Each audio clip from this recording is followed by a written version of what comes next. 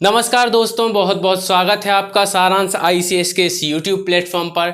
जैसा कि आपको पता है कि बेरोजगार की तिरंगा यात्रा 5 अगस्त 2022 को आज संपन्न की गई और आज जो है एक यात्रा निकाली गई सभी बेरोजगारों द्वारा। और वो यात्रा जो है उसकी थोड़ी सी झलक जो है अभी हम देख लेते हैं। उस थोड़ी सी झलक में आपको दिखाई देगा कि किस प्रकार के जो विद्यार्थी हैं उन्होंने समर्थन किया।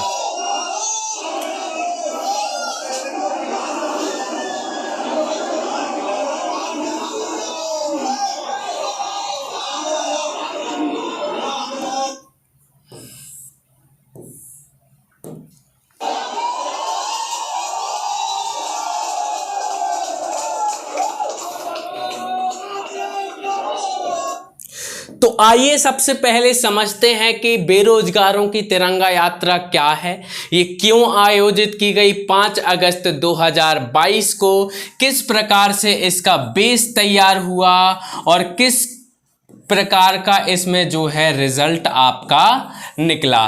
तो आपको इस सब के बारे में बताने के लिए मैं आपके समक्ष उपस्थित हुआ हूं। वीडियो अंत तक देखिएगा, आपको रिजल्ट जरूर दिखेगा। आप सबसे पहले बेस को समझिए।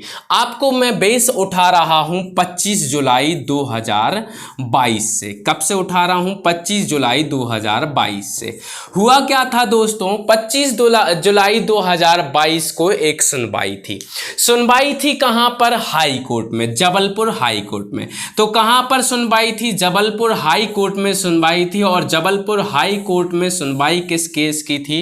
केस था ओबीसी आरक्षण का, ओबीसी रिजर्वेशन का एक केस था। जिसमें क्या केस था?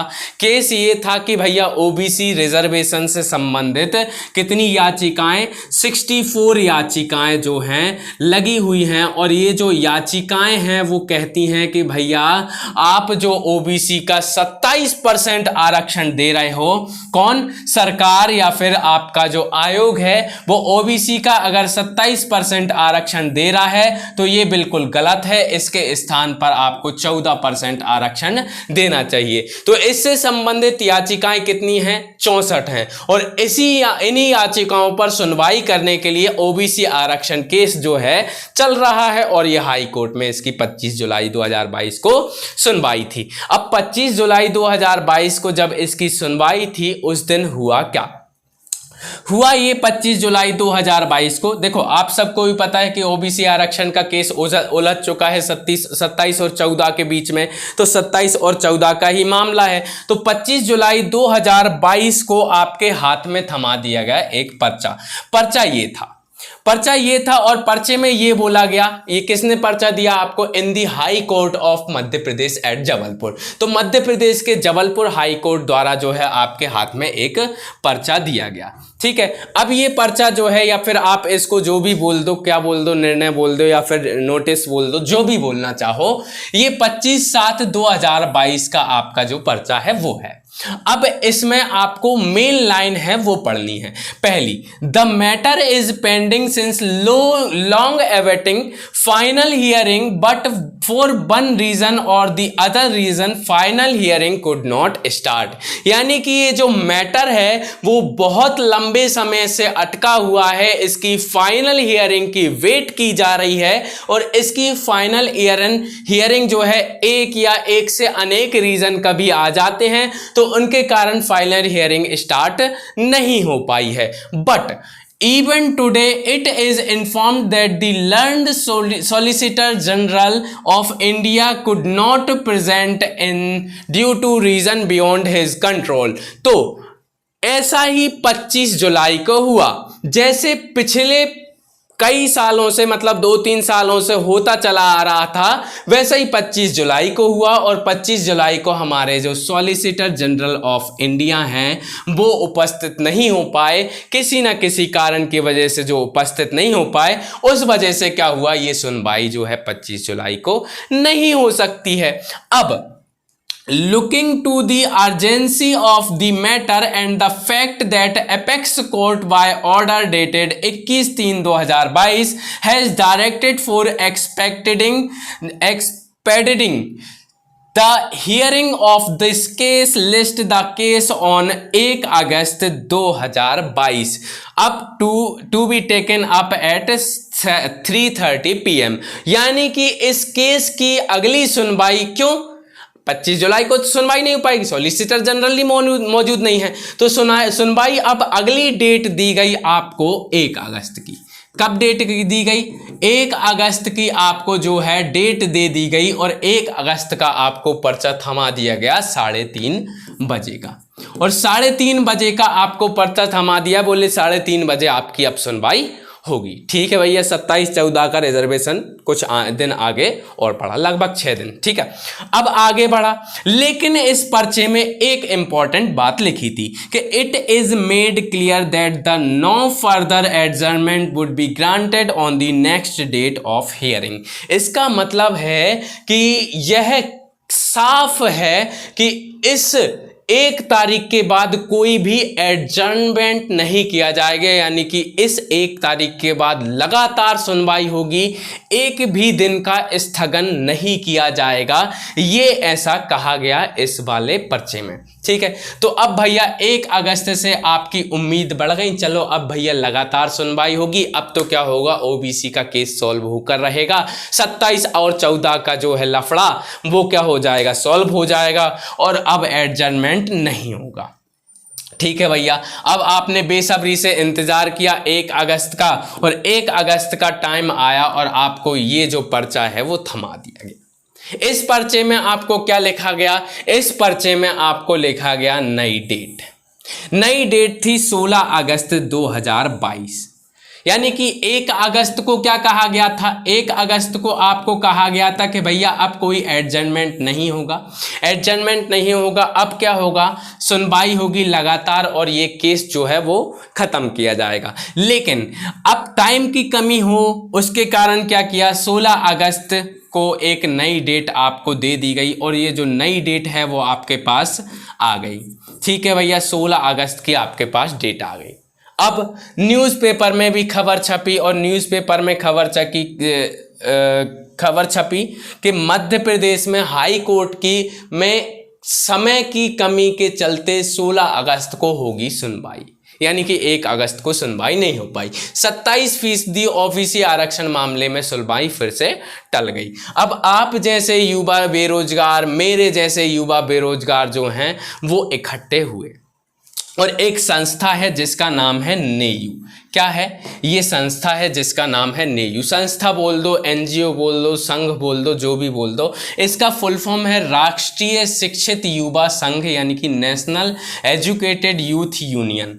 ये जो संस्था है इसने क्या लिया, इसने पहले से ही नेतृत्व कर रही है, हालांकि इसने क्या किया भैया, इसने सोचा कि भैया बेरोजगार युवा जो हैं उनके संदर्भ में एक मीटिंग का आयोजन किया जाए। तो चलिए भैया एक मीटिंग का आयोजन करते हैं, और अब डीडी गार्डन में एक मीटिंग का आयोजन किया गया। डीडी गार्डन के पास एक मीटिंग जो है उसका आयोजन किया गया। ये स्क्रीनशॉट जो है वहीं से आपका जो नेयू का फेसबुक पेज है वहां से लिया गया है। आप देखोगे तो ये मीटिंग का आयोजन जो है किया गया। अब मीटिंग का आयोजन किया गया तो मीटिंग में आप सब लोगों को पता है कि कुछ निर्णय लिए जाते हैं, तो चलो भैया कुछ निर्णय ले लेते हैं और कुछ मांग रख लेते हैं। तो क्या हुआ कि एक ऐसा पोस्टर बनाया गया जिसमें क्या किया गया भैया, कुछ मांगे रखी गई। किसके द्वारा? नेयू के द्वारा या फिर विद्यार्थियों के द्वारा, आप ये बोल सकते हो। तो अब भैया हमारी मांगे थी या फिर आपकी मांगे थी या फिर विद्यार्थियों की, बेरोजगार युवा की मांगे थी कि भैया आप क्या करोगे, बेरोजगारों की एक तिरंगा यात्रा निकालोगे, और दिन होगा 5 अगस्त का।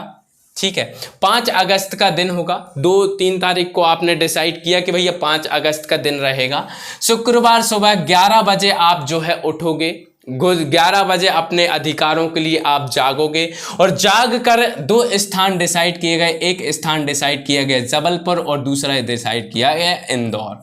ठीक है, तो 2 स्थान डिसाइड किए गए। अच्छा, इसमें कोई भी एमपीपीएससी अकेले के नहीं, एमपीपीएससी के अलावा आपके जो पीईबी है, पटवारी है, एसआई है, और अन्य भर्ती जो बेरोजगारी जो है बेरोजगार हैं उनसे संबंधित जो लोग हैं वो जुड़े थे, विद्यार्थी जो है जुड़े थे। तो जबलपुर और इंदौर में डिसाइड किया गया। जबलपुर में जो ये रैली थी या फिर जो तिरंगा यात्रा थी वो मालवीय चौक से प्रारंभ होकर घंटाघर होते हुए कलेक्टर कार्यालय तक जानी थी, और इंदौर में जो रैली थी या फिर जो आप तिरंगा यात्रा बोलो तो तिरंगा यात्रा इंदौर में डीडी गार्डन, जहां पिछली मीटिंग डिसाइड हुई थी वहीं से डीडी गार्डन से ही आपकी यात्रा जो है आरंभ होनी थी और हुई भी, और उसके बाद एमपीपीएससी के सामने भी ये पहुंचे। फिर उसके बाद इनको कलेक्ट्रेट तक जाना था, जहां गए नहीं हालांकि।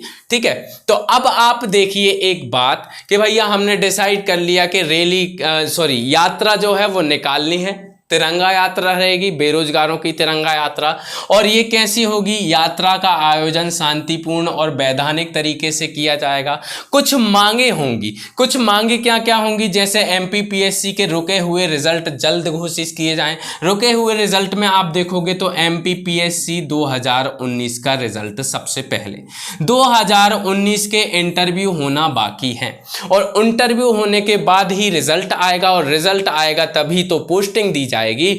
तो भैया 2019 के जो रिजल्ट हैं वो नहीं दिए गए हैं। 2022 के मेंस का रिजल्ट टला हुआ है, 2020 के मेंस का रिजल्ट टला हुआ है, और 2021 के जो प्रीलिम्स है उसका भी रिजल्ट अभी तक नहीं आया है। उसके अलावा ओबीसी का केस का जो आरक्षण है, उस आरक्षण का मामला है जो उसको जल्द निराकरण किया जाए, ये किया गया। और पीईबी की एमपीएसआई, एमपी पटवारी एवं अन्य सभी भर्तियां निकाली जाएं, और एमपी टेट के वर्ग 3 का जो शीघ्र निराकरण है वो किया जाए। क्यों?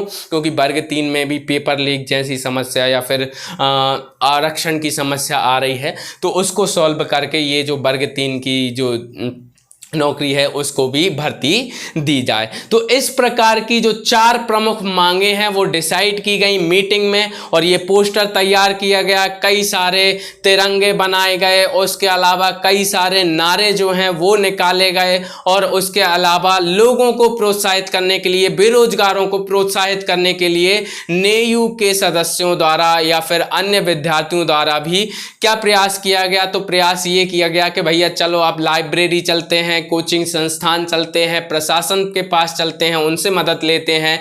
तो पुलिस प्रशासन सबसे क्या ले लिया गया भैया? अनुमति ले ली गई कि हम शांतिपूर्ण एक यात्रा निकालेंगे जो कि बेरोजगार की तिरंगा यात्रा होगी। उसमें क्या करेंगे? केवल नारेबाजी होगी। उसके अलावा आप हर एक संस्था में जाके गए और वहां पे जाकर बोला कि भैया आप क्या रखिए, छुट्टी रखिए, 11 से 3 बजे तक जो है आप छुट्टी कर दीजिए बच्चों की, ताकि बच्चे जो हैं इस यात्रा में शामिल हो सकें। लाइब्रेरीज में जाकर बच्चों को प्रोत्साहित किया गया, तो इस प्रकार से काफ़ी बच्चे प्रोत्साहित हुए। कुछ बच्चे जो आ नहीं पाते थे वो लाइव जुड़े, और इस तरीके से तिरंगा यात्रा जो है चालू हुई। आज 11 बजे से तिरंगा यात्रा चालू हो गई थी। अब उसके बाद हुआ क्या? उसके बाद हुआ ये कि भैया इस प्रकार की तिरंगा यात्रा जो है निकाली गई, ठीक है, और काफ़ी सारे नारेबाजी की गई। नारेबाजी के साथ साथ जो है वंदे मातरम, भारत माता की जय, और इस तरीके के, ठीक है, तो हमारा अधिकार दे दो, ये सारे नारे जो है लगाए गए। फिर उसके बाद आपको मैं बता दूं, जिस तरीके से नारे लगाए गए उसी प्रकार से जो है भीड़ इकट्ठी हुई या फिर विद्यार्थी इकट्ठे हुए। कहाँ पर? आयोग के सामने। आयोग के सामने जब विद्यार्थी इकट्ठे हुए तो इस प्रकार का जो है सैलाब आ गया विद्यार्थियों का, और काफ़ी सारी भीड़ आपको पीछे तक दिखाई दे रही होगी, है ना। अब आते हैं इसका रिजल्ट क्या निकला। आपने भैया यहां तक देख ली कि पृष्ठभूमि क्या बनी और आज वर्तमान में क्या क्या हुआ। आप यात्रा में गए, यात्रा में जाके आप वहां पे बात कर पाए। बात करने के बाद आपने क्या किया भैया? आपने एमपीपीएससी को ज्ञापन सौंपा। एमपीपीएससी के जो आयोग के अध्यक्ष हैं, एमपीपीएससी आयोग के जो अध्यक्ष हैं, उनको अपन ने क्या सौंपा? ज्ञापन सौंपा। ज्ञापन में हमारी मांगे थी, वो प्रमुख 4 मांगे मैंने आपको बता दी थी, वही मांगे थी। ज्ञापन में जो मांगे थी वो सौंपी गई, और ज्ञापन में जब मांगे सौंपी गई तो एमपीपीएससी ने बोला कि भैया हम विचार करेंगे। क्या करेंगे? हम विचार करेंगे। चूंकि जो मामला है वो हाई कोर्ट में अटका हुआ है 27 और 14% के आरक्षण के कारण। तो सोच रहे हो बंदूक किसके कंधे पर रख दी गई? फिर से हाई कोर्ट के कंधे पर रख दी गई। तो एमपीपीएससी ने बोला कि भैया हम विचार कर रहे हैं और 15 से 20 दिन लगेंगे विचार करने में, और 15 से 20 दिन बाद विचार करके आपको जो है आपको नोटिफिकेशन दे दिया जाएगा। तो आपको जो है नोटिफिकेशन दे दिया जाएगा, ऐसा बोला गया। और इस प्रकार की जो न्यूज़ है वो मैं खुद नहीं बोल रहा हूं, आप खुद सुन लीजिए, ठीक है। ये जो है नेयू के नेतृत्व करता है।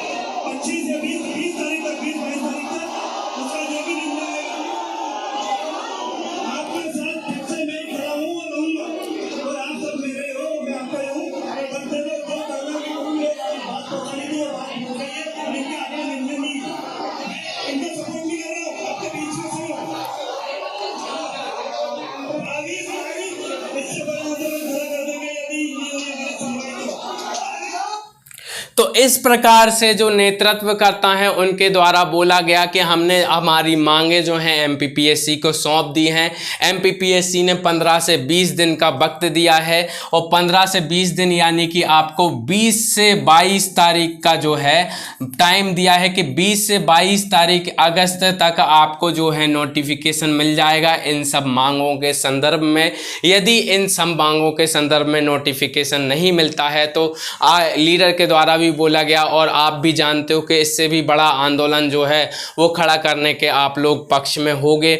लेकिन आप अब 20 से 22 अगस्त तक जो है सब्र रखिए। 20 से 22 अगस्त तक जो है, क्योंकि आपने 2019 के बाद 20, 21, 22 काफ़ी सारा सब्र रख लिया है, तो कुछ दिनों का 15 से 20 दिन का सब्र और रख लीजिए, और 15 से 20 दिन के बाद आपको जो है हो सकता है कि खुशखबरी मिल जाए। एमपीपीएससी ने जो वादा किया है वो निभा लिया जाए और विचार जो है हो जाए, नोटिफिकेशन मिल जाए, और 20 से 22 अगस्त के भीतर आपको जो है क्या मिल जाए, आपको नोटिफिकेशन मिल जाए। और इसी प्रकार से आप बने रहिए सारांश आईसीएस के साथ। आपको पता चला कि भैया 20 से 22 अगस्त को जो है आपको जो है परिणाम मिल सकता है इस ज्ञापन का।